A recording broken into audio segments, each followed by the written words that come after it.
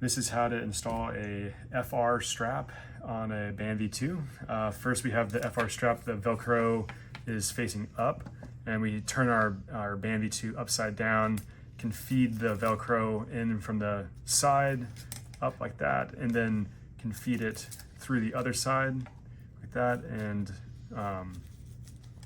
connect it there. Now for the red tightener, essentially this can be slipped. Essentially you slip this loop here through the gap in the tightener.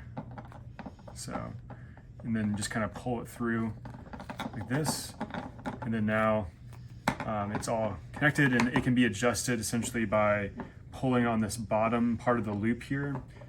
This can be kind of pulled so where it's tight like that, or it can be loosened by just grabbing the strap by the Velcro and then just kind of sliding that red tightener down to make the overall strap bigger.